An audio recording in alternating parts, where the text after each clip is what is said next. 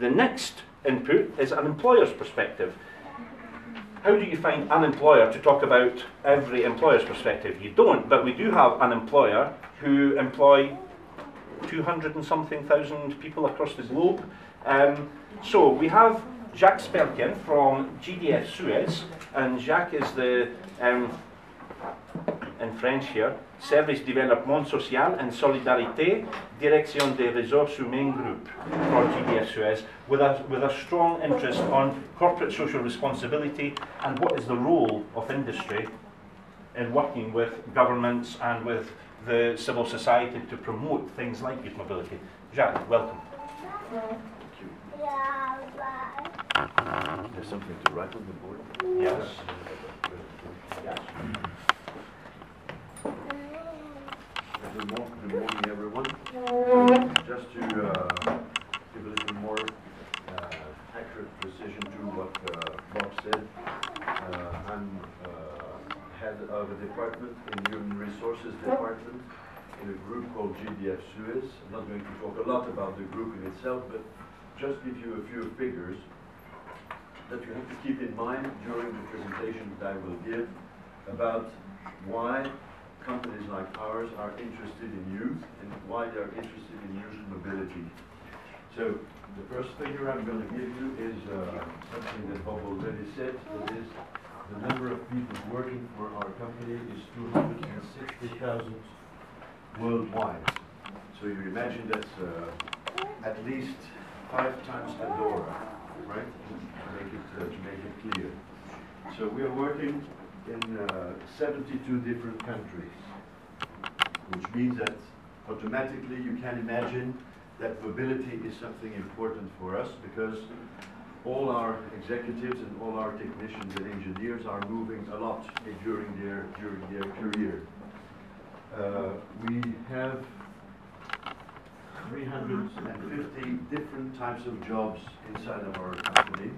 Company is basically a company active in energy, electricity, producing gas and distributing gas, also water, waste treatment. So you see different types of jobs all together. And we have within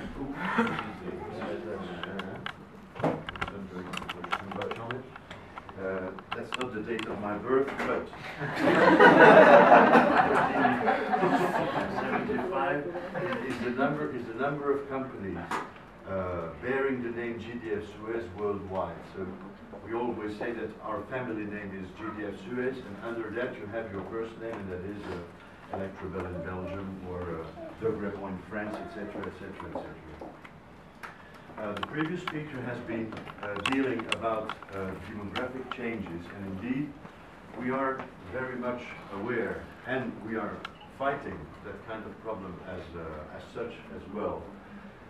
This is the figure today, right? Well, within the next few years, it is up to 2015, we are going to lose 100,000 people. Not because they are tired of working with us, but simply because they are aging, and because they are over 55, over 60, or 65. Which means that only replacing those people, and our business is still a growing business, only replacing those people will be very difficult, right? 100,000 people, if we divide it between Europe and the rest of the world, 60% of those 100,000 will have to be found in Europe and 40% elsewhere. Elsewhere for us means mainly Latin America, Australia, and the Middle East. So it means 60,000 people that we have to find, skilled people, talented people, and people whose career will be adapted to a changing world and a changing economy, right? Which means that if we, and we are not the only company having that problem. If you look at Siemens in Germany, Volkswagen in Germany, they all have the same kind of problems. Trying to find new talents, skilled people. So if all those companies are fishing in the same ponds, we surely will not find those people, right? Or we will have to share engineers, working 6 months for Volkswagen and 6 months for GDF SUEZ, which is not really in the mentality of the politicians or the people in industry for the moment. So what we need to do in order to find those 60% of young people, or perhaps even middle-aged people, is to try and fish in other ponds and try to stimulate the younger generations to choose for our kinds of jobs, that is engineering, technicians, etc. Which means that instead of working or trying to mobilize people aged 20, we should go further ahead in time and start, let's say, stimulating them when they are 12, 13 or 14, that is at school.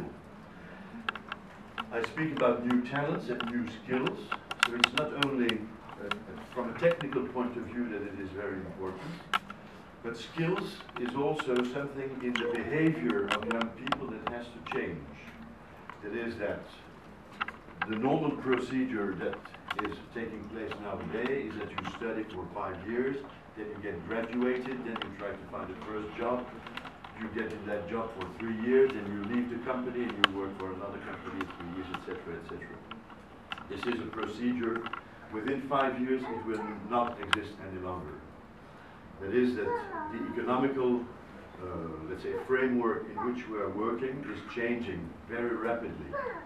And businesses have to adapt to a changing economy, to a changing economical pattern. And young people have to do that as well. That is that they have to choose for new sorts of jobs. In the energy sector, for example, we are leaving the nuclear power production. We are leaving traditional electricity production, so we need new types of technicians that have been trained for green energy, sustainable energy, etc., etc. Which means that there has to be a certain mobility in the mindset of young people, of the teachers, of the family, of their parents, trying to tell them, well, there are new jobs ahead. You have to change and look for training facilities that allow you to have a career in the future. That's one aspect.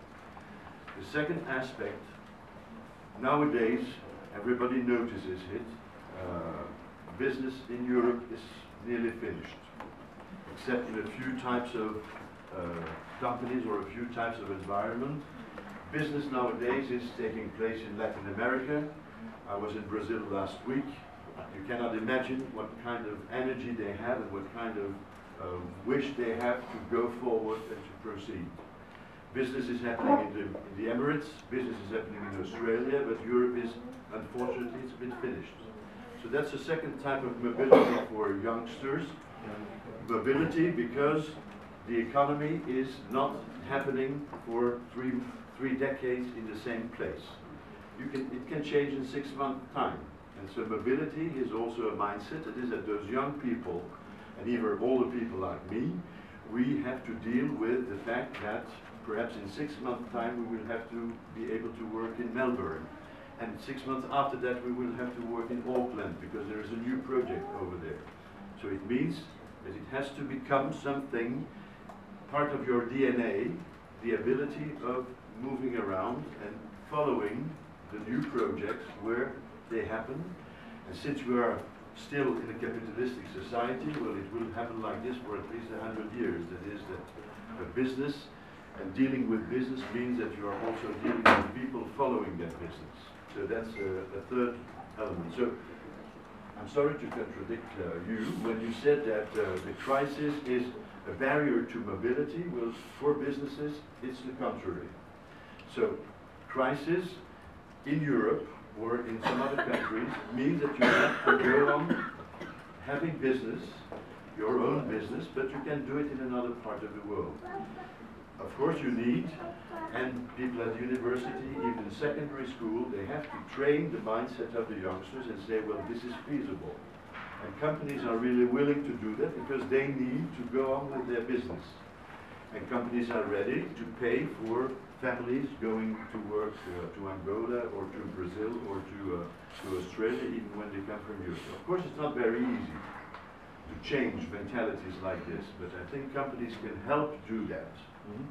And if I go back 5 years ago, when I started dealing with corporate responsibility within the group at a worldwide level, it was very difficult for some technicians aged 30 with 2 kids, with a family that just bought a house or something like this in France. When I told them, well, you have to be mobile and move to the next city, which is 50 kilometers away, they said, oh no, that's impossible because of the house, because of the kids, because of the school, because of and the partners, of course. So in the mindset of the business leaders, something had to change as well. That is that mobility was not simply sending Mr. Bob, who's from Scotland, and you have to work in Greenland. But no, that's not the way to do it. The way to do it is taking care of the whole surroundings of Bob, of his wife, of his children, of his family, mother, grandmother, whatever, and trying to fix a program so that Bob and his surroundings can move to Greenland to work for 6 months and then come back without losing anything. So it means that corporate responsibility is taking care and respecting the individual working for the company, because a company without skilled people inside, well, we are bankrupt in 6 months. So if we do not respect people's wishes and people's needs and people's urge to develop their career in a respectful way, well, then we are bankrupt, right? So this is one of the basic elements, I think, that should be mentioned here. So we speak about mobility. I said mobility is certainly the priority number 1 in the skills or the competencies that we are looking for. Competence number 2 is languages. So when we recruit people, even technicians, youngsters that come out of university, they at least need to speak 3 languages beside their own mother language, or have the ability and the wish to learn more than 3 languages. This is really very important. And also the concept of lifelong learning, which is mobility in the mind, which means that if your job has become obsolete after 10 years, well, then you have to be able to get into an educational program again, or 1 year or 2 years. The company will pay for that because they need you, they need your skills, and be able to be mobile and to change completely. Just for the anecdote, I have a philosophical background, so I've been teaching at the university for 15 years. And then the company said, well, we need philosophers to think about other things inside of a company like this. And I was 45 at that time. And so there's no barrier of the age be enabling you to change completely and from one background to another. If I could do it at 40, then the people can do it at 25. I'm sure they can. So let me check what I wanted to tell you more than this. What we also notice among young people arriving from university is that, of course, there is the Erasmus programs from the European Union, etc., etc. There are not that many students that follow Erasmus programs. If you take the whole amount of students, I don't know the figures by heart, but it's no more than 19% of students that go on Erasmus. Which means that even at the level of education, higher education or secondary education, mobility is not yet in the mindset of everybody, for many different reasons, cultural background, languages, or whatever. So I think companies have to work together with political authorities, public authorities, and also NGOs and associations to stimulate mobility, physical mobility, and also mobility in the mind, because that, I think, is the most important one. Because mobility, physical mobility, you put someone in a train or a plane and he's moving, and he will probably come back. But that's not mobility. According to me, mobility is the ability to be sure that you can evolve, promote your career, and change, have different lives, just like a cat, having 7 different lives in one lifetime, right? And that is, I think, what mobility is. And the final point I wanted to make is that we have developed some internal programs for our younger recruitees that arrive in the 457 different companies of our group. It's been very complicated because it means that HR people also have to change and envisage, look forward to the prospective career of those youngsters and work together, that is, coordinate, co-manage with HR managers from other countries so that there is a lifelong career possibility. Because in the mindset of European people, let's say 20 years ago, you entered a company like EDF or GDF at 20 and you left the company at 60, right? With a big promotion, and every year you earn more money, and every 2 years you have a beautiful car. Well, that is finished. Nowadays, the career is not a linear career any longer. You can have horizontal promotions. Sometimes you can have a stop to study. Sometimes you can have a stop to take care of children. Sometimes you are going abroad, then you are coming back, etc., etc. So it's very complicated to run a complete career within businesses like ours, and it's, I think, most of the big companies have the same sorts of problem. But what we developed is programs of, let's say, the sort of accompanying younger people by and elderly people within the company, so that they who have been traveling around, who have been changing from one job to another during their 40 years of career, can explain to the younger ones entering what kind of, let's say, competences. In French we say savoir-faire and savoir-être. Savoir-faire is what you can do, what you learned at school, but most important is savoir-être, that is how you behave within a company.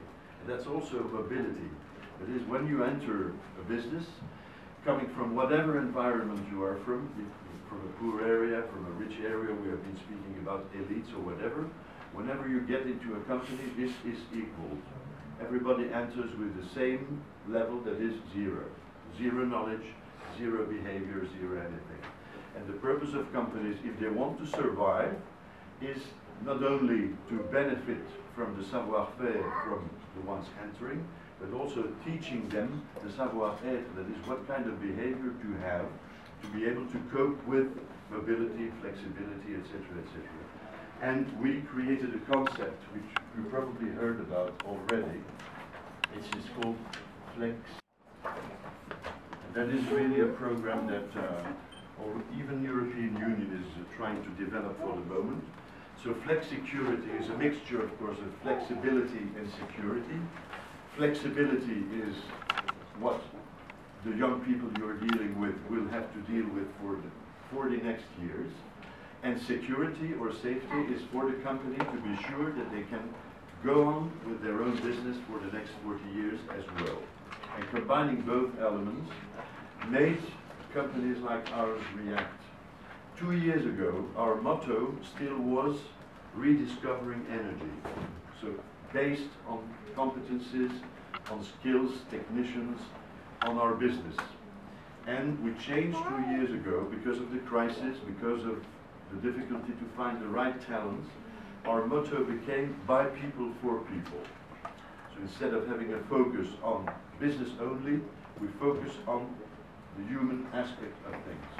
If you don't have the human resources, your company can get bad. And we really, our fight is trying to find the right young people, mobile, flexible, multilingual, and open to other cultures. That's it for the moment. Thank you very much.